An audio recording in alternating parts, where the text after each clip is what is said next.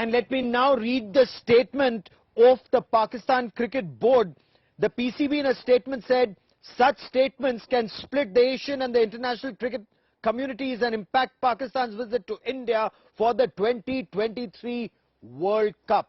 Let's try and make sense of these developments. Joining me on the show is Ambassador Vishnu Prakash. Ambassador Vishnu Prakash has been the spokesperson of the Ministry of External Affairs. He's served both in Pakistan and in China. Also with me is Sushant Sareen, a senior fellow at the Observer Research Foundation. I first want to cut across to Islamabad to bring in Kumar into this conversation, a respected analyst from Pakistan. Kumar, why this alarm in Pakistan with Jai Shah saying Team India will not travel to Pakistan? Well, I think this is very unfortunate, and I think one effort for the peace has been wasted. India should not have done this when Australia, New Zealand and other international cricket teams have come in Pakistan. So linking politics with cricket, this is something very unfortunate. We should not link politics with cricket. We should not link film, arts, culture, people-to-people contact with politics. This is something which is very disappointing. And let me tell you, I have been meeting people in different walks of life, nationally, internationally, and even in the region. Everybody is so much interested for the talks between India and Pakistan. People wanted to see a hope, but unfortunately, this decision which has come from the Indian government, this is not a decision of the BCCI. This is a decision of the BJP-led government who has decided not to engage Pakistan. They want to isolate Pakistan, and I think they are not going to be successful in that, because isolation can only happen if the other would also reject Pakistan. If people in Pakistan are so interested in... No, hold on. Sir, if people in Pakistan, and this is a genuine question, not a trick question. If people in Pakistan are so interested in cricket, stop terrorism. Unless, Sushant Sareen, in Pakistan, politics is a synonym of terrorism. Yeah, Gaurav, well, I think if Australia is having the same position which India has, New Zealand, South Africa, Zimbabwe, do they have... No, hold on. Let Sushant Sareen speak. Let Sushant Sareen speak. Kumar, no terrorism on the show, sir. Let Sushant Sareen speak. I'll come back to you. Sushant Sareen, go ahead, sir. So, Gaurav, I think you need to move beyond, the kind of normal trite observations of people that you don't mix politics and sports. Politics and sports have always been mixed. We've seen that happen just a couple of months back when the Russians were isolated. Russian teams were forbidden from participating. Russian sports persons were forbidden from participating. Russian art and culture was expelled from Western countries. So don't give me this crap about, politics and sports does not mix. On culture and art, which Mr. Stima is, taking such a strong position on, let's talk about the Pakistanis and how much of culture and art of India they have promoted in their own country. They've always shunned, and they keep saying that, Indian television, for example, will defile our culture as though they have some unique culture of their own. God knows what their culture is beyond agriculture. But on the issue of threat, and I think that is a very serious issue, Gaurav. Number one, to compare the threats which are posed to Indians, given the kind of poisonous propaganda which has been happening in Pakistan over so many years, and especially in recent years by Imran Khan and his cohort, and the others in Pakistan, the threats which are posed to Indians in Pakistan are far greater than the threats which are posed to the British or the Australians or anybody else. Number one. Number two, the threats come not only from Pakistani terrorists, but the threats also come from Pakistani security personnel who are part of that indoctrination. How can anybody assure me that there will not be one of those Mumtaz Qadris who will be guarding the Indian cricket team? Can anybody give me an assurance on that? Yes. A foolproof, fail-safe assurance? I don't think they can. And number three, and most importantly, Gaurav, wherever you have leverages, wherever you have, some pain point to deliver, I think that should be delivered. If cricket is that pain point, I see no reason why both diplomatically and politically you should not utilize that leverage to punish the Pakistanis for what they are doing, and they continue to do. So I think all in all, it makes a lot of sense for India to Oh, not go to and you know, Pakistan for the the Asia point Cup. remains, And if Sushant the Sareen, I Pakistanis want to don't bring in want to come Ambassador to India Vishnu for the World Prakash. Cup, good. I want to keep Let this them. conversational. Sushant Sareen, you're absolutely right. Sushant Sareen and Ambassador Vishnu Prakash, I want to understand from you. When Pakistan has taken no action against Hafiz Saeed more than a decade after 26/11 Mumbai terror attacks, when Pakistan has taken no action against Dawood Ibrahim Kaskar more than 3 decades after 1993 blast, why should we play cricket with Pakistan or encourage what Kumar describes as people-to-people contact, because the people who come from Pakistan come to kill our people, whether it's in Mumbai or elsewhere in our country, sir?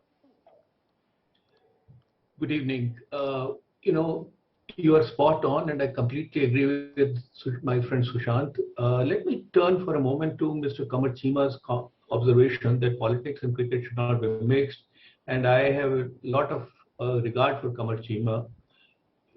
Let me just quote some of the things that the Pakistani leaders themselves have said. Former Interior Minister Sheikh Rashid said in October 2021, Pakistan's victory against India is a victory of Islam. Well, that is not mixing politics with cricket. Imran Khan said, when I play cricket against India, I do not treat it as a game. I think of Kashmir and I treat it as jihad. Well, Prime Minister Imran Khan said, Yes. Cricket between India and Pakistan is a way of jihad. The Pakistani cricketers spew venom. Now, who is mixing politics and game? So that is point one. Secondly, terror groups are lying in waiting, and nobody should forget 3rd March 2009, when 12 Pakistani terrorists had opened fire on Sri Lankan cricketers. And I'll go a step further.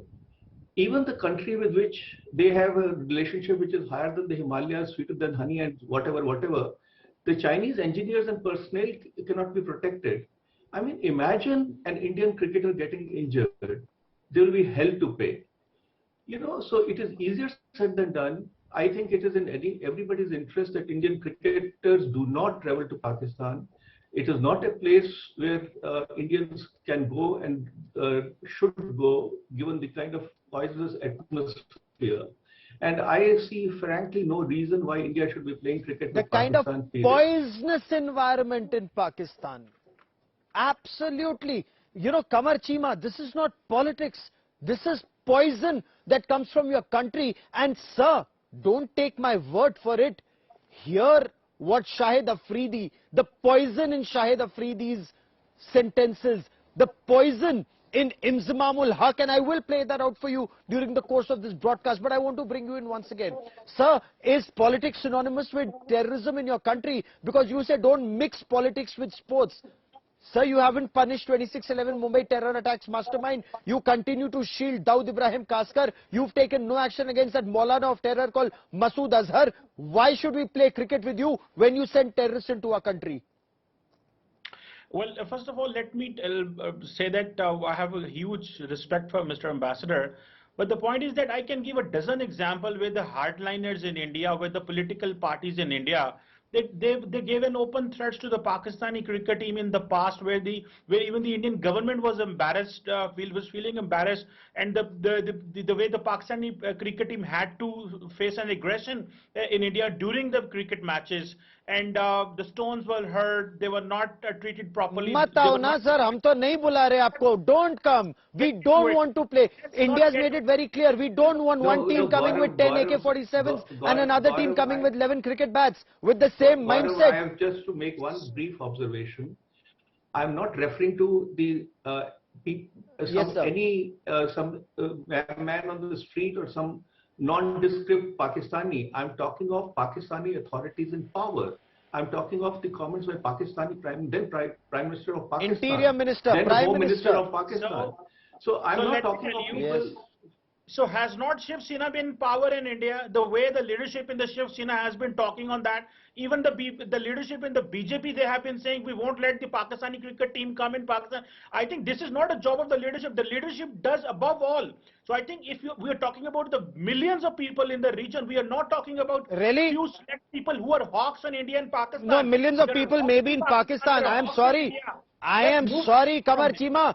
Take action against terrorists. Let's play cricket. But first take action against terrorists. Sushant Sareen also wants to come in. Sushant Sareen, you wanted to respond to Kamar Chima.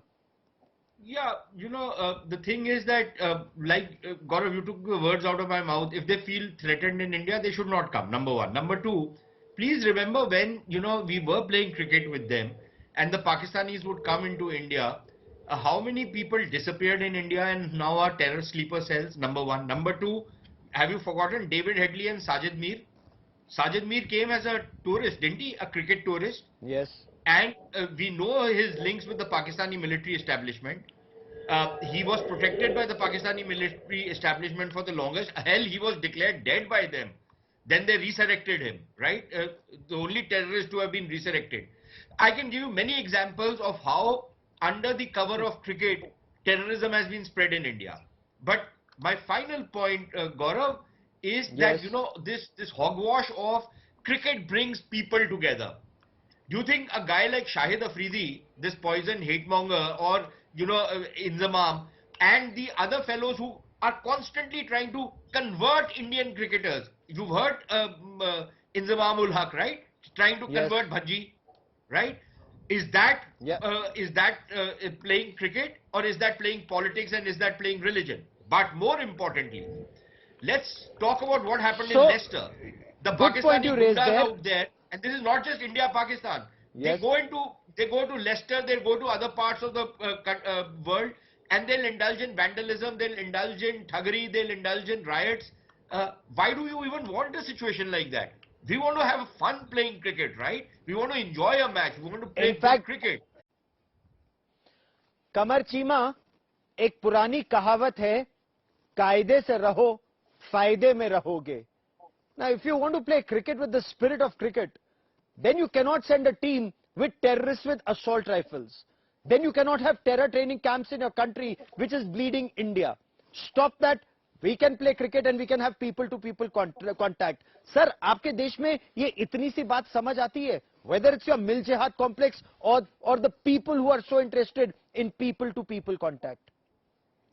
Well, I think the important point here is that if someone is giving a message of peace, love, coexistence, pluralism, all these things should be understood and listened. If someone in India talks me and tell me something about peace and coexistence, I will listen. Sir, Hafiz Saeed को jail में डाल दो, love दिखेगा. दाऊद इब्राहिम को India दे दो, love दिखेगा. In fact, the only thing is, you have a problem with the Islam, I can understand. But I think we are talking above Islam, we are talking above religion. Peace, coexistence. We have more Muslims in our country than in Pakistan, and thankfully not like Pakistanis. I understand the Indians don't like Islam and they hate Islam. But No. We hate terrorists. I am sorry. And I want to bring in Ambassador Vishnu Prakash. Yeah, very dangerous game Kamar Chima is playing. Very dangerous game. Sir, are you saying Hafiz Saeed? Are you saying Hafiz Saeed is Islam? Are you saying Dawood Ibrahim is Islam? Kamar Chima, then are you practicing the same Islam as Dawood Ibrahim and Hafiz Saeed? Ambassador Vishnu Prakash, very dangerous game this Kamar Chima is playing, where he compares Islam to Hafiz Saeed. Very, very dangerous. Ambassador Vishnu Prakash, ये तो बहुत खतरनाक है. That is the version. That is what they understand. That is their version of Islam, and they have radicalized Islam in a manner in which, very scary. Yeah, Osama bin Laden is said to be a martyr. So I mean, this is the country. Frankly, it's a dialogue with the deaf. It's a dialogue. It's a dialogue with the deaf. There is just no point, because they are so deeply steeped in spewing venom against India that whatever. Now when you talk peace, you don't talk peace. How long can you speak with a forked tongue? When you talk peace and wage war, when you talk peace and you return it with jihad, how many times? We have seen it for 70 years, and then you reach a stage when you say enough is enough. No, and Sushant Sareen, what a dangerous game people like Kamar Chima play. What a dangerous game they play. Now, the moment you say, we want action against Hafiz Saeed and Dawood Ibrahim, they say you are against Islam. For Kamar Chima, Islam is represented by Dawood Ibrahim and Hafiz Saeed. That's extremely dangerous, Sushant Sareen.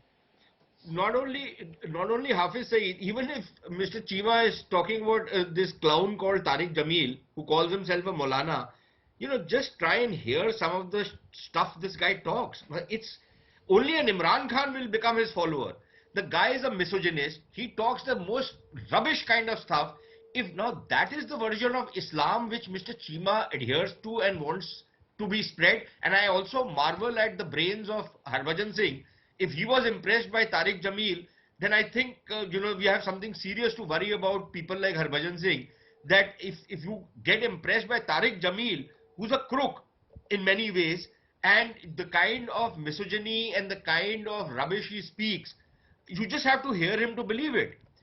Now, if accepting that version of Islam, Seriously. we have to do to prove that we are not anti-Islam, and the fact that how much we have no problem with Islam and how much problem the Pakistanis have with the Hindus and Sikhs is quite evident from the fact that India has one of the largest Muslim populations in this country, absolutely. out of which there is no exodus. And the Pakistanis have ethnically cleansed virtually all their minorities, or jo thode bahut bache hain, unko bhi, people like Tariq Jamil and others want to convert those Hindus Including into Muslims. Shias and Ahmadis. What to say of Hindus and Sikhs? Absolutely. I've run out of time on this part of the show. But Kamar Chima, I hope you take this message back to your country that India does not want to have anything to do with a state sponsor of terror, let alone play cricket, have sports or people-to-people contact. But don't hear it from me. Hear it from India's External Affairs Minister, Dr. S. Jaishankar. He spoke about cricket and terror not going hand in hand recently. I leave you with what the External Affairs Minister said. Many thanks for watching. It's very difficult in real life to separate issues. Dominant narrative of a relationship is of terrorism, suicide bombings, violence. Then you say, okay guys, now tea break, let's go and play cricket. I think that's a very hard narrative to sell to people. So there is, I mean, look, this is a democracy, sentiments of people do matter.